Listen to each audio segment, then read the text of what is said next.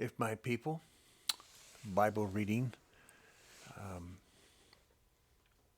part 138. We are in the book of Ezekiel. We just finished the 13 scrolls, and this last one, uh, the original one, the 13th one, is actually, as you remember, in the first introduction to Ezekiel. So the last scroll was actually the first scroll that we went through when we started. And so if you want to reread that again, that's fine. But it kind of gives you Ezekiel's giving you a big picture of like, this is a big time span that's going on, and this is the last 20 or 30 years that Yahweh's spoken to me. I wrote them down in the scrolls. Um, and then the visions of what was going on then, what's about to happen, what's going to happen, 20 or 30 years later, and then what was supposed to have happened 20 or 30 years later, which is the rebuilding of the temple when they went back to from Babylon when King Cyrus, let him go. And why talk about it though? Because he didn't do it. The Nehemiah did not do any of Ezekiel's visions. So what do we do with that? Yahweh just wasted his time, 30 years, 27 years with Ezekiel, just a waste of time. No, this is going to happen in the future, and this goes all the way to the millennium. This goes to the end of the millennium, as a matter of fact. It goes all the way through it. It's all prophetic. And so in chapter 40, we're getting into the vision of the sanctuary, the oblation area, where the Levites are, where the 12 tribes are, where the 144,000 are. What do they do? Who does what? What does the Levites do? Where does is Yeshua on earth? Is King David ruling? Where are the sheep at from all over the world who are not wanting to do anything than live on milk, on their name it and claim it Christianity? And, sorry I use those words. I don't mean to be so, I was a name it and claim it Christianity for years because it was like, come to Jesus meeting and I'm saved and the rest of you people are going to hell. It's all about me. Well, you know what? After all these years, it's not about me. It's about you. It's about everybody out there. I don't know who's going to go to hell. I don't know who's going to be saved. I do know a remnant is going to be saved, and I do know the grand majority, because as we've said before, and I've said before, just read the word. If a third of the angels can be confused, are the humans any better? If Hasatan thought he was losing power over the earth that he had for a billion years, a billion years he was in charge, and then one day, so you were in charge of an apartment complex for a billion years, and then the owner of the apartment complex, who built the entire apartment complex, and you're just the manager, he comes up and he says, oh, by the way, tomorrow morning I got a guy named Adam, and I'm going to move Adam into the apartment complex, and he's taking over. How you like that? Now, I'm not giving Hasatan an excuse to go from Lucifer to Hasatan, but there you go. That's it in a nutshell. Now, you can see why.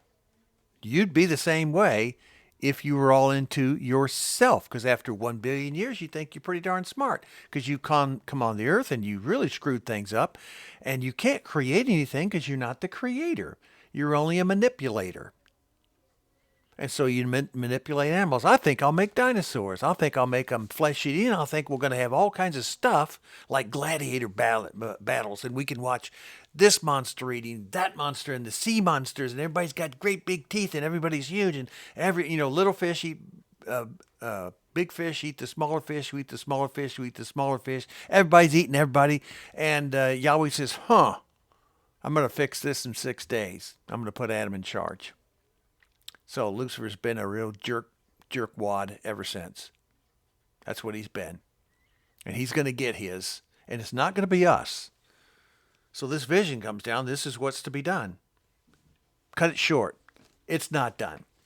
So in the chapter 40, in the 25th year of our exile, at the beginning of the year, on the 10th of the month, in the 14th year after the fall of the city, on that very day, the hand of Yahweh was upon me, and he took me there. Now, in this, we have visions of stuff that you're looking at all the way through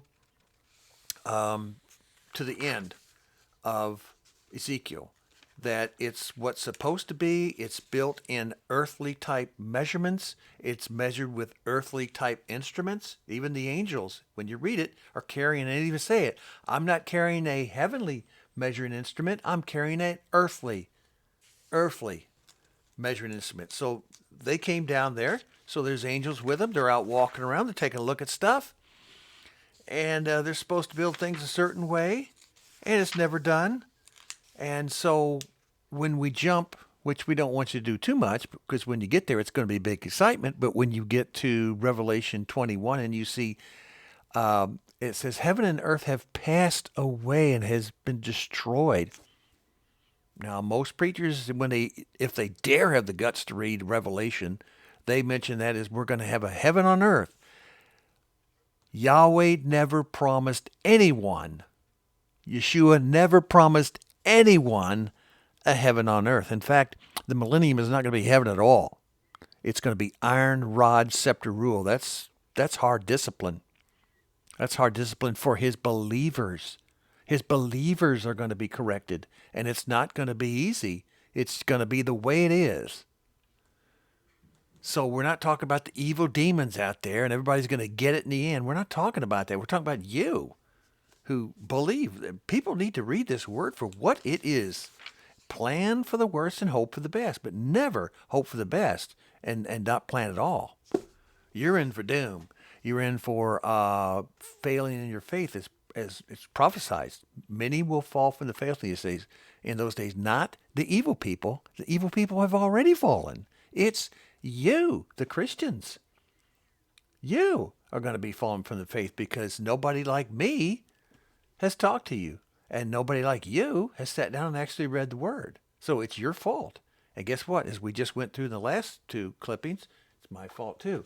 So if you want to take a look at a picture of everything I'm talking about while I'm doing this, go back to If My People Bible Reading parts, what was it? 124 and then 125 on YouTube. You'll see the visual of what we talked about already, and you should already know because I told you to start part 1, and now we're at part 138 here. You should have followed it in that order, but there's a lot of people that don't do that. So as we go through the word let's go to 42 right there, chapter 42, first verse. Then the man led me northward to the outer court and brought me to rooms opposite the temple courtyard and opposite the outer wall of the north side.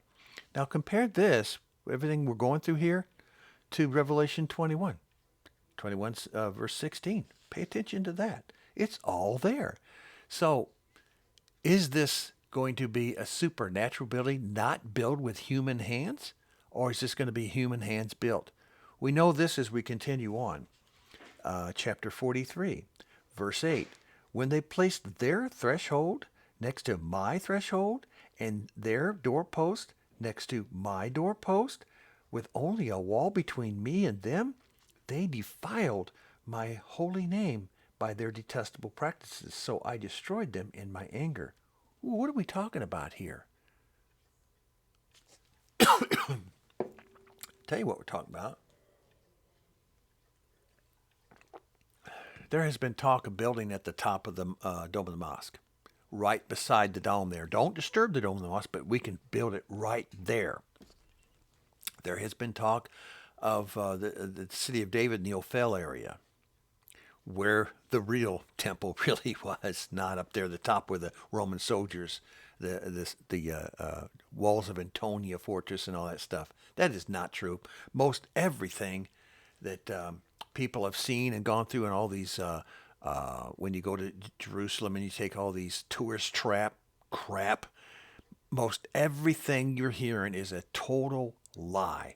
And I got to say this about pastors, and many pastors, and I know them personally because they've showed me what they've done. They told me everything they do. They take 2 or 3 bus loads. The more bus loads, the better. They load up these people from their church, and they go into these places and buy stuff at the markets.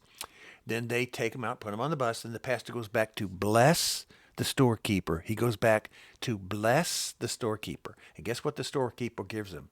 15-20% of the take.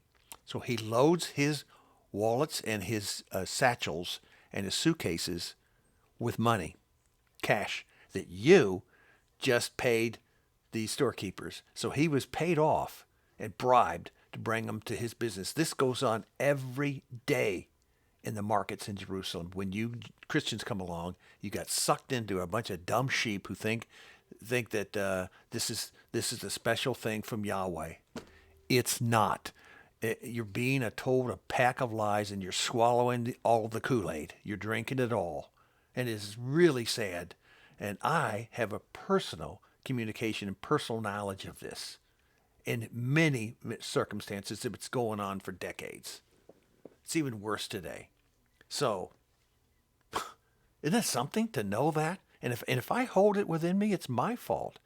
Yahweh's going to treat me the way a bad person should be treated if I don't sit there and then, if I hold it within me and I don't let you know that, I'm letting you know it. It is all fraud.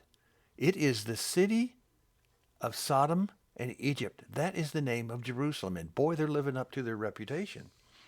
So in chapter 43, you're always saying, I'm not going to build it there. I'm not going to build it there. I changed my mind. Well, as we're showing you, when you go through all these temple measurements, and they're all there, when you go through the temple measurements, it doesn't fit in Jerusalem at all, anywhere. It's got to be about 12 to 15 miles, whatever. It's up near with the modern town of Beth El. That's where the center of the sanctuary area is for the oblation of the holy oblation area. And then that same amount of areas you've seen in If My People Bible Reading Part 124 and 125. I point it right out for you. I show you where it is. And if that rises up and the water comes down to flow down to heal the nations and ends up in Jerusalem, Jerusalem is where the people come to do their yearly and their offerings, their free will offerings. And and there's no bloody sacrifices because Christians are a living sacrifice. Yeshua will never have to be blood-letted again. He is a living sacrifice that now sits at the right hand of the Father. This is so clear when you go through Ezekiel and Revelation later on, the way I'm giving it to you. That's the way I was taught and shown things. Now I understand. Clear as can be. Wow. And quite frankly, I've read dozens. This behind me used to be full of hundreds of Bibles. I've read them. And the great majority of them, I've got rid of them. They're gone. You don't see them. And I didn't give them away. I don't want anybody to read this garbage. I got rid of it. It's simply stuff that put in there that if it's not true, it's not true. And it's so easy. It testifies against itself by just reading it. You don't have to have someone else's opinion to take a look at it. And so what are people going to do in chapter 44? Then the man, I keep saying the man, brought me back to the outer gate of the sanctuary, the one facing east, and it was shut. Verse 8, instead of carrying out your duty in regard to my holy things, you put others in charge of my sanctuary. This is what Adonai Yahweh says.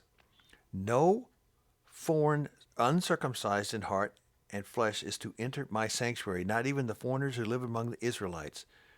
Verse 10, the Levites who went far from me from Israel went astray, and who wandered from me after their idols must bear the consequences of their sin.